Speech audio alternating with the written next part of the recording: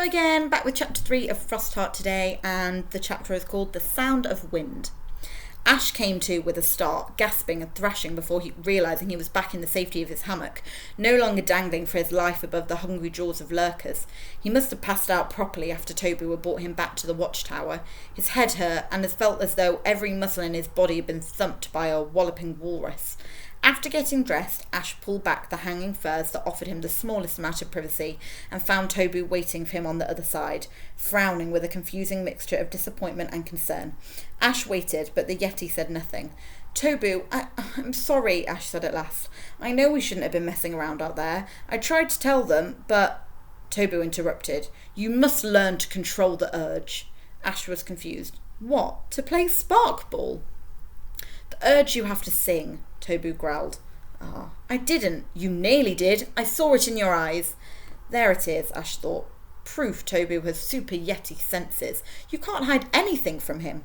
You were moments away from ruining everything for yourself, for us both," Toby said. "You know the Fear laws. You are forbidden to sing, and it was no mere child song that nearly escaped your lips." How did Toby know all of this? "No, but it felt like I had no other choice. I wanted to save Rice, to save myself, and I don't know why, but I felt like singing would have helped, as if singing would calm the lurkers down." Ash trailed off, realising how ridiculous this must sound. "It does not matter what you felt. You know the rules, and you must obey them. When the Leviathans sing, I can't hear them. I can hear them saying things," Ash confessed. For the briefest moment, Toby looked shocked. Ash went on. "I tried telling one of my other guardians about it once, and they just looked at me like I was insane. But I'm not. I know I'm not. The Leviathans talked to me, and I think I could sing back if only—" "No." Toby's voice was low, but firm. "You must never do that, Ash." "What do you know about it, anyway?" Ash mumbled, deliberately too quiet for Toby to hear. He heard it all the same. "Enough to know you should never sing. Whatever you might feel, you will need to find other ways to defend yourself against the Leviathans, the same as the rest of us." Toby turned and headed towards the weapons rack that leaned against a wall. His every move was filled with strength and purpose, reminding Ash just how scared he was of his new guardian. Toby chose a sling from the rack. "Come," he said. Ash was aghast. "More training? I was nearly eaten today. Can I not have a bit of a break?" "Do you want to be a hunter?" Toby growled. "Do you want to survive the next time a lurker attacks you?" "Yes," Ash replied in a small voice. "Then come." Ash squinted at the pebbles Toby were piled up as a target a fair distance away. He took a steadying breath, then began to swing his sling, the stone pulling at the cord, forming wide sweeping circles. "You're too tense. Breathe," Toby advised, standing ominously behind him. Oh, lock my tablet. Hold on. "I am breathing," Ash thought, his temper rising. "I'd have trouble being alive if I wasn't."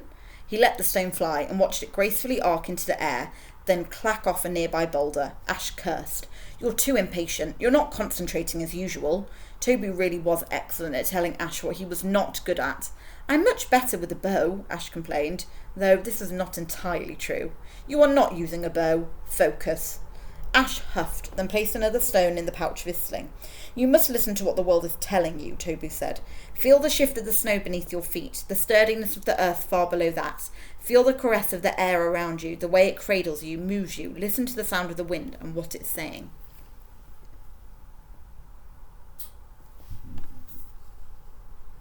Toby was meant to be teaching Ash how to survive, and he was talking about wind. If Toby wanted to hear wind, he should hang out with Flair. Still, Ash tried having a little listen.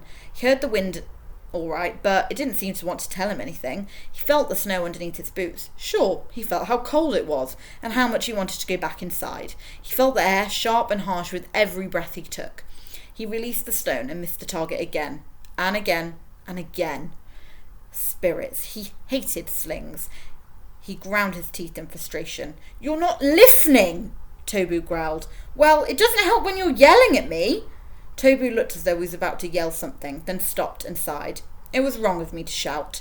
But did the lurkers stop roaring as they hunted you?" Ash remained silent. "They did not." Toby answered for him. "It is when things are most chaotic that your focus must be at its strongest." With that, Toby took the sling from Ash, gave it one smooth swing, and sent the stone flying towards the target, neatly knocking off the top pebble. Ash became aware that his mouth was hanging wide open. Handling the sling back to Ash, Toby climbed up the ladder back to the watchtower. You can do it if you concentrate. Continue until you hit the target. You might surprise yourself. Unlikely, thought Ash, and he turned out to be right. End of chapter 3.